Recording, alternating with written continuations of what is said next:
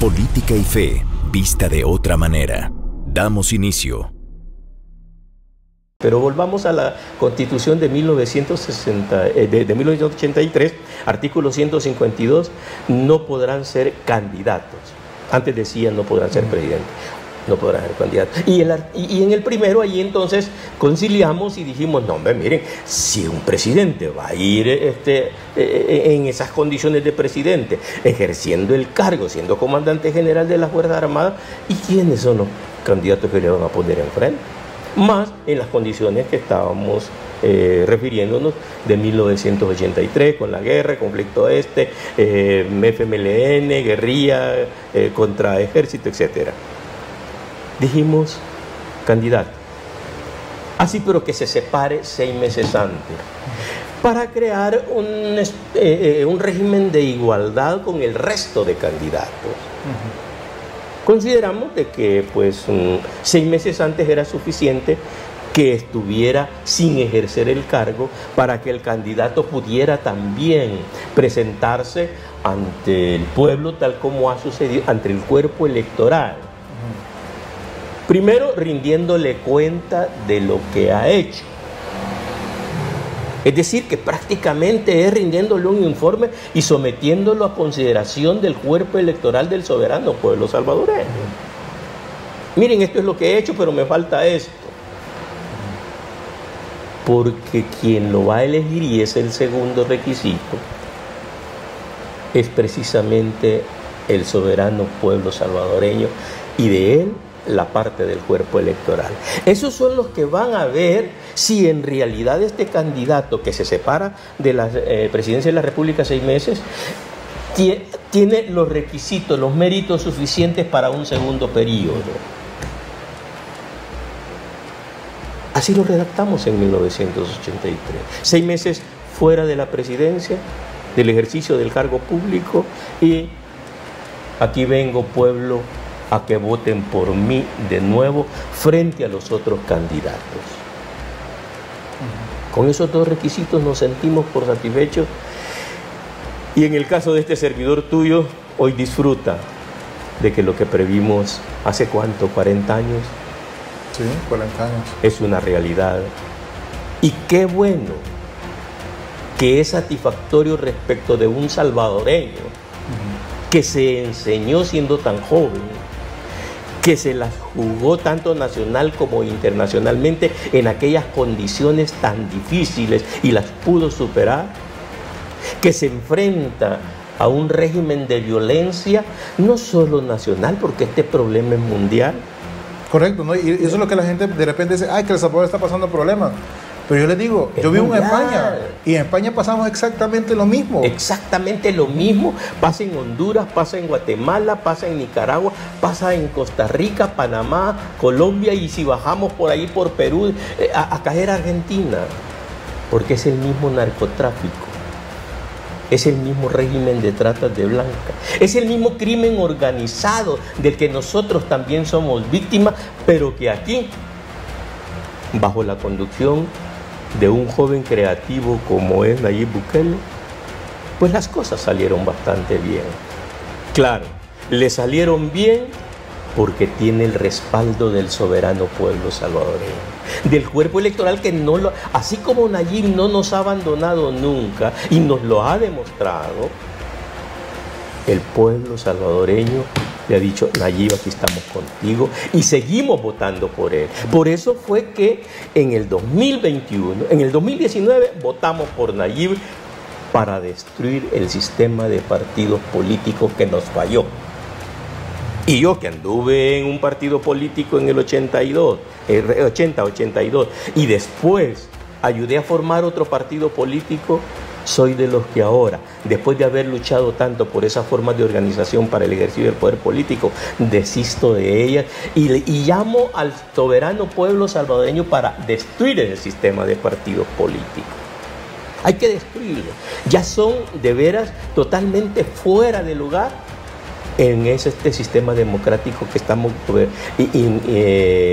determinando a partir de una nueva generación, una nueva clase gobernante liderada por el candidato Nayib Bukele. Esta es una nueva generación, que la generación Cinturón y las demás que estamos involucrados y que todavía existimos en El Salvador, no tenemos otra cosa, nada más que apoyarlos. Entonces, volviendo al 152, como las intimidades de cómo se redactó ese artículo, eso fue. Y te voy a agregar otras intimidades más, porque cuando se hace la ley, precisamente, no vayas a creer que la ley es una reflexión de académicos que tienen el patrimonio de la verdad y que se creen dueños de la moral del mundo. No, son, los que redactan la ley son ciudadanos puros y simples. Y entonces la ley que queda escrita después, precisamente, surge de la capacidad lingüística de cada uno de los que proponen algo. Y que proponen para qué queremos que esta sea una norma de conducta de carácter de obligatorio cumplimiento.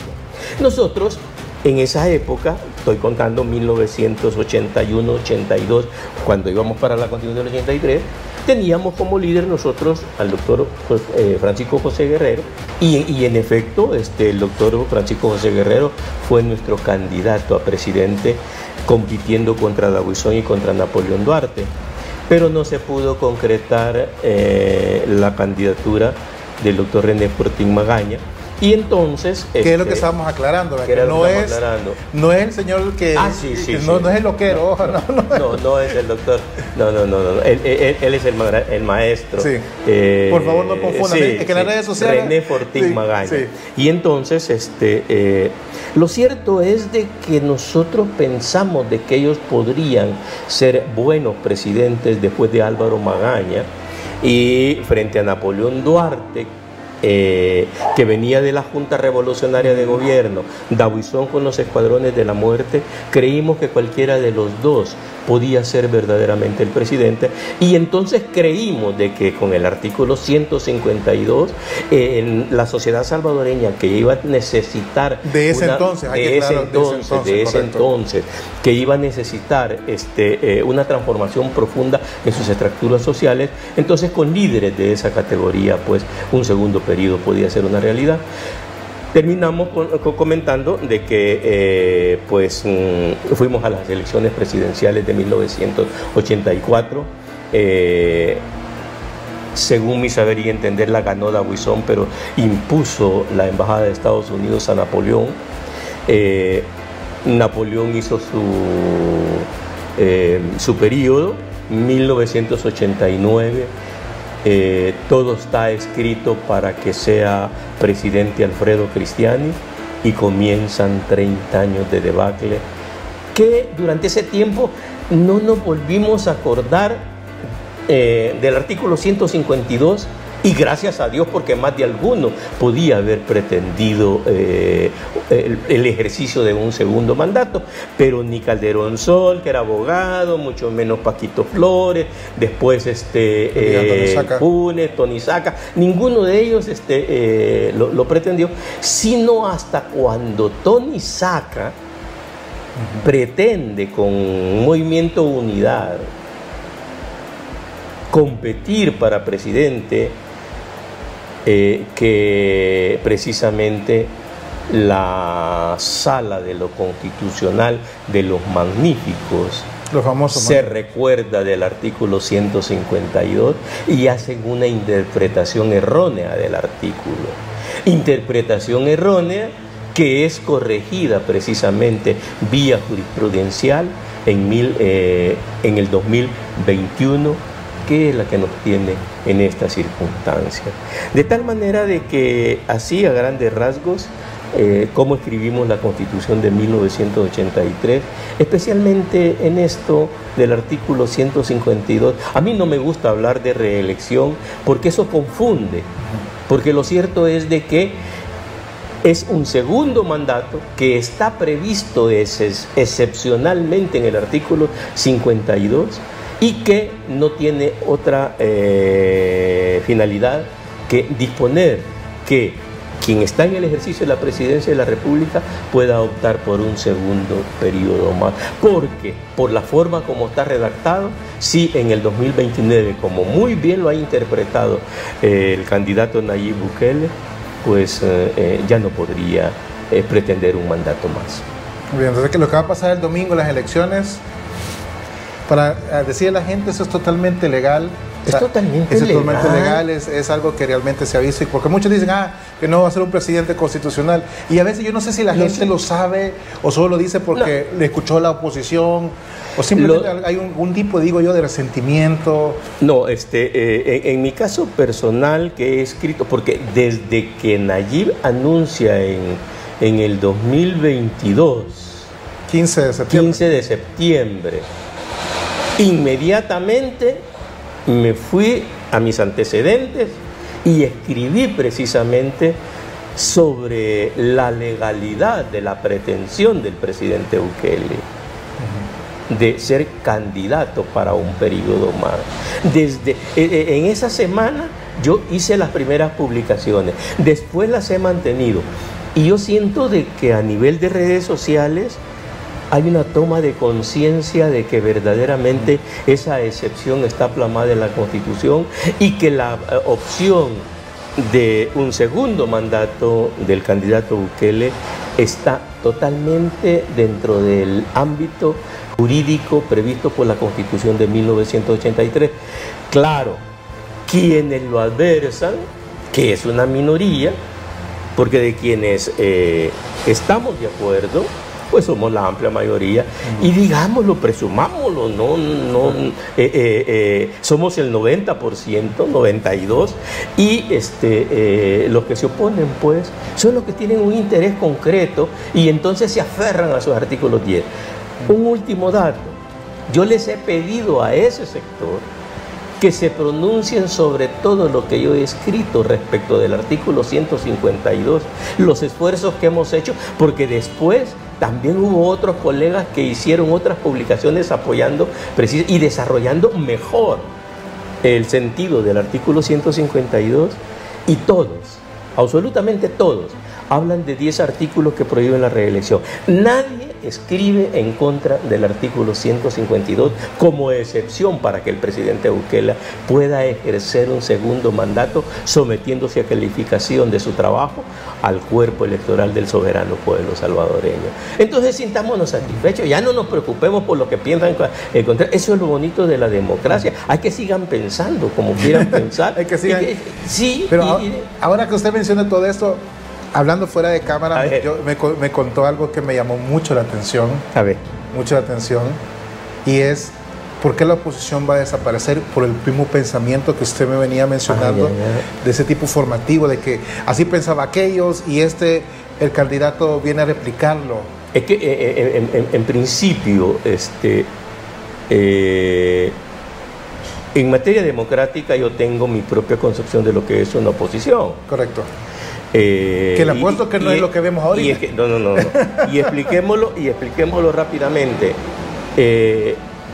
Precisamente el sistema democrático define el ejercicio del poder. Pues si nos ponemos de acuerdo no hay ningún problema, pero cuando estamos con diferente opinión, que la mayoría manda. Pero no basta con que tenga matemáticamente la cantidad suficiente para mandar, sino que hay que tener la razón, vamos. Porque en la asamblea, las asambleas de antaño, precisamente crearon esa animadversión porque ellos abusaron de tener la cantidad suficiente, pero no tenían la razón para gobernar de la manera como nos gobernaron, corruptamente e impunemente, imponiéndonos leyes que fueron las leyes del mercado, para imponernos un neoliberalismo que no es lo que está conforme a la Constitución. Por eso hoy los odia el cuerpo electoral, los odia y los rechaza. Pero vamos al fenómeno de la oposición a partir de lo que es en un sistema democrático, en el que, de acuerdo, la mayoría manda.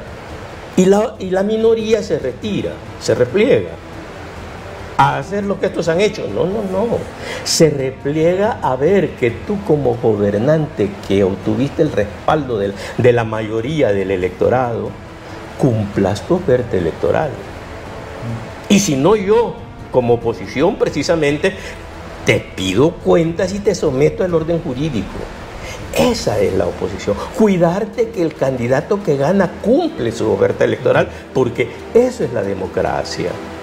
Que yo cumpla mi palabra y que no les falle a los salvadoreños, no como ellos, de que la democracia, yo digo falsas democracias, en las que vía democracia indirecta, el cuerpo electoral nuestro llegaba a votar, pero los futuros funcionarios eran electos por el crimen organizado y ya en el ejercicio del cargo servían al crimen organizado que los había financiado y que a base de maletines negros compraba la gobernabilidad de aquel entonces, y que los salvadoreños estamos hastiados y por eso vamos a terminar con ese sistema. Se degeneró. Entonces, la oposición, esa no es oposición. Y el segundo momento de la oposición, democráticamente hablando, es que debe presentarse como una alternativa, pues.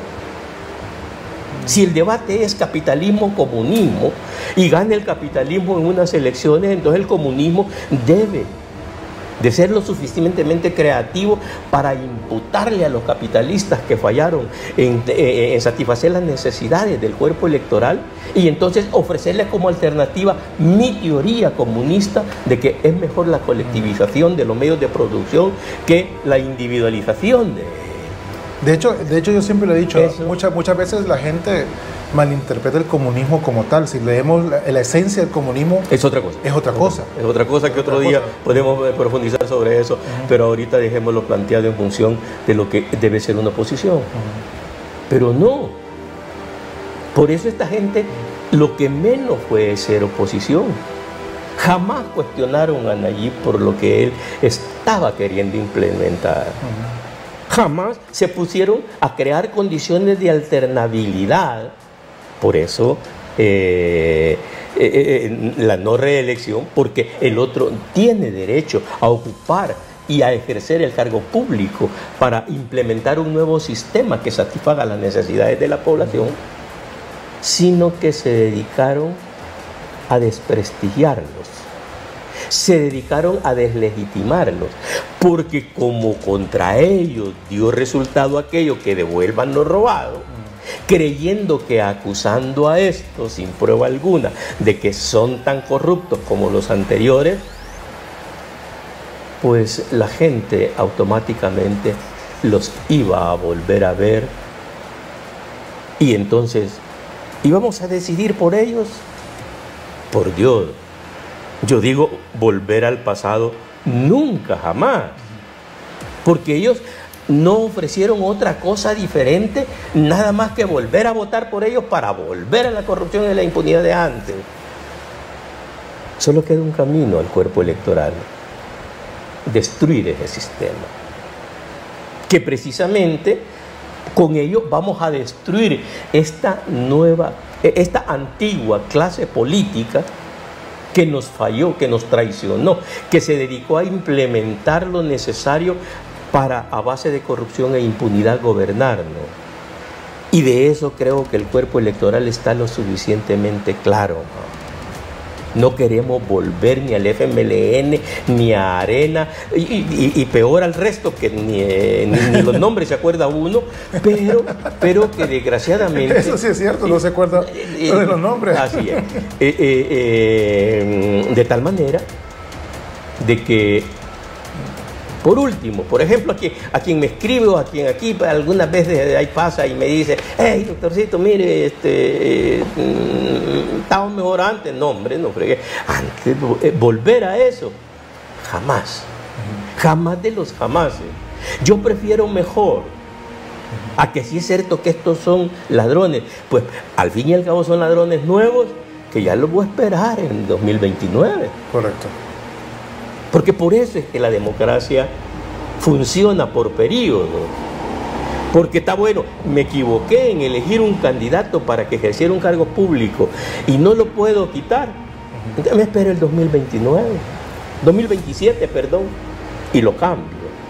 Pero consta, hoy que vamos, ya para ir hablando de la nueva Constitución, precisamente estas posibilidades de ejercer segundos periodos, debemos de reformar la Constitución para incluir el plebiscito, el referéndum, ambos con mandato revocatorio. Y vamos a perfeccionar nuestro sistema democrático y vamos a adelantarnos a la humanidad más. Porque debemos de creérnoslo los salvadoreños. Estamos adelante de la humanidad. Por eso es que el canal que, valga el comercial, pensamos titularlo Desde El Salvador para la Humanidad, una revolución democrática directa. Porque nosotros estamos por primera vez demostrándole al mundo, correcto, de que el pueblo manda. ¿No? Y que Bukele tiene el poder que tiene porque tiene el respaldo de nosotros. Correcto. Y porque Bukele está decidiendo lo que nosotros le ordenamos hacer a través de las urnas. Eso lo vamos a dejar constancia en una nueva Constitución para que sea el legado quizás mejor para la nueva generación. Ahora ya para terminar, sí, yo sé que podríamos pasar aquí. Sí, pero una serie de Netflix podemos hacer aquí. Una serie completa de Netflix. Yo le quiero preguntar algo, quizás es más una opinión que una pregunta. Ya que usted mencionó esto de El Salvador, yo estoy totalmente de acuerdo, estamos siendo ejemplo en el mundo. Y por eso nos atacan. Correcto. Y yo creo que ese es el miedo, porque yo le preguntaba a muchas personas, en México la gente no habla de política, en Guatemala no hablan tanto de política, en Honduras tampoco, en Costa Rica tampoco, sus ciudadanos a veces ni opinan, en Colombia menos. Pero en El Salvador toda la gente habla de política. ¿Qué cree usted que es lo que ha pasado en este país para que la gente se involucre tanto? Para que seamos ese modelo de ejemplo que todos somos políticos, todos ciudadanos tenemos que ser políticos porque somos agentes de cambio para todos. ¿Qué es lo que está pasando en El Salvador? ¿Qué es lo que ha pasado? ¿Y cómo lo ve usted aquí a otros 5 años más? Es maravilloso el fenómeno que sucede en el pueblo salvadoreño, pero precisamente hemos adquirido conciencia de un desarrollo democrático extraordinario en donde me voy a atrever a afirmar que los 6.800.000 salvadoreños hablamos de política. Y en cualquier reunión, por informal que sea, aunque sea para molestar, siempre sale alguien con algo de política. Y algo maravilloso que vale la pena mencionar. Está bien lo que coincidimos, ¿no? Y nos ponemos a hablar de que vamos a componer el mundo y todo. Pero lo maravilloso del salvadoreño es que ha sabido aprender de su propia historia la tolerancia con quien piensa diferente. Y ahí no está pues el FMLN, Arena, pronunciándose de la manera que se han pronunciado, y lo más que hacemos es reírnos de ellos. En las reuniones sociales y así en los comentarios aislados, lo más que nos hacemos es burla. Pero algo maravilloso del salvadoreño, ha aprendido a tolerar a alguien que piensa diferente. Y ya no como en el conflicto este-oeste, izquierda-derecha, comunismo-capitalismo, que uno le pegaba un tiro al otro. Aquí se ha querido llegar a eso y el resto de salvadoreños hemos tenido la madurez cívica para aprender a tolerar a quien piensa diferente. Y ellos, a lo mejor porque somos mayoría, han aprendido a tolerarnos a que nosotros seamos verdaderamente mayoría. Entonces es maravilloso el fenómeno en el salvadoreño, especialmente en estas generaciones, y vaya que las nuevas generaciones como que vienen con más entusiasmo. Bueno, Arturo, yo le agradezco de todo corazón su espacio, habernos abierto las puertas de su casa. No, te digo, ahí tenés una gran fan que ella fue la que me dijo, mira, hay un muchacho, se llama Mau Caballero, no me jodas, no, ¿y dónde Mau? No fue política. Y a partir de entonces, pues, ahí estamos con usted, día y noche. Arturo, gracias a todos. Y vamos a estar hablando del canal de Arturo en nuestro canal. Seguro. Vamos a estar hablando. No.